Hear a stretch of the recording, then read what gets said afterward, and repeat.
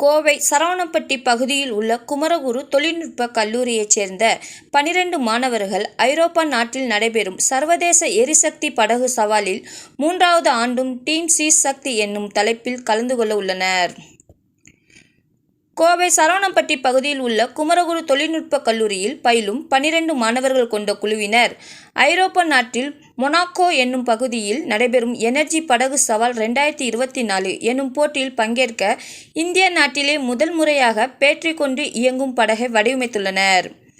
Team C சக்தி என்ற குழுவைச் சேர்ந்த 12 மாணவர்கள் வடிவமைத்துள்ள இந்த படகு குறித்து செய்தியாளர்கள் சந்திப்பு இன்று பந்தயசாலை பகுதியில் நடைபெற்றது.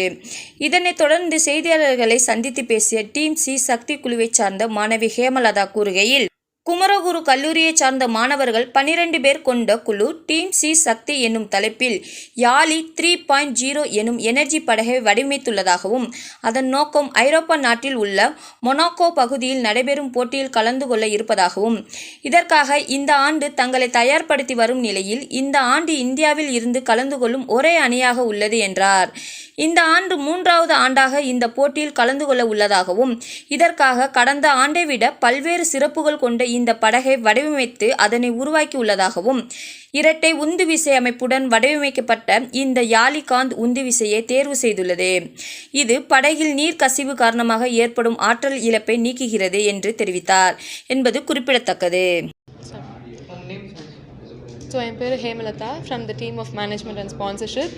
ஸோ டீம் சி சக்தி வந்துட்டு மொனாக்கோ எனர்ஜி போட் சேலஞ்ச் அப்படின்ற ஒரு international boat racing competition is nothing but the boat racing competition. அங்கே வந்துட்டு இந்தியாவிலேருந்து திரும்ப first team to participate for the third consecutive time and I'm happy to share you that we are going to Monaco by the end of the June. Okay, so Monaco energy boat challenge அப்படின்னா என்னன்னு first சொல்லிடுறேன். It's nothing but நிறைய கண்ட்ரியிலேருந்து எத்தனை student teams, research scholars எத்தனை பேர் வேணாலும் வந்து அவங்களுடைய போட்டை வந்து அவங்களே பில்ட் பண்ணிட்டு ஃப்ரம் த ஸ்க்ராச் ஃபேப்ரிகேட் பண்ணிவிட்டு எனர்ஜி சோர்ஸ் எல்லாமே லைக் ப்ரொபல்ஷன் சிஸ்டம் எல்லாமே அவங்களே பில்ட் பண்ணிவிட்டு மற்ற டீம்ஸோட கம்பீட் பண்ணுறதுக்கு அங்கே வருவாங்க. இந்த ஈவெண்ட்டோட மெயின் அப்ஜெக்டிவ் என்ன அப்படின்னா சஸ்டைனபிலிட்டியை வாட்டர் வேஸில் எப்படி ப்ரொமோட் பண்ணலாம், like promoting the sustainability only using the green energy concepts. Like அவங்க carbon footprint, carbon emit பண்ணக்கூடாது, ரொம்ப க்ரீனாக டெக்னாலஜியாக கொண்டு போகணுன்றது அவங்களோட மெயின் அப்ஜெக்டிவ். ஸோ அந்த வகையில் இந்தியன் டீம் வந்துட்டு ஒரு கோல்டன் ஆப்பர்ச்சுனிட்டி. ஏன்னா நம்மளுக்கு எவ்வளோ நாலேஜ் இருக்குது, ஸோ நம்மளோட மேரிடைம் நாலேஜ் எவ்வளோ இருக்குன்றத இன்டர்நேஷ்னல் வாட்டர்ஸில் போய் நம்ம ப்ரூவ் பண்ணுறோம். And that is a golden opportunity and we got it for the third time. And Yali 3.0 அப்படிங்கிறது எங்களுடைய போட்டோட name, energy boat name. So மெயினாக அந்த ஈவெண்ட்டில் 3 கிளாஸ் இருக்குது. Energy class, solar class and open C class. Is nothing but 3 categories. So நம்ம energy class வந்து participate பண்ணுறோம். எனர்ஜி கிளாஸில் வந்துட்டு ஒரு கன்ஸ்ட்ரெயின்ட் இருக்குது. நீங்கள் எனர்ஜி சோர்ஸஸ் யூஸ் பண்ணலாம், பேட்டரி யூஸ் பண்ணலாம், solar panel, hydrogen fuels, anything.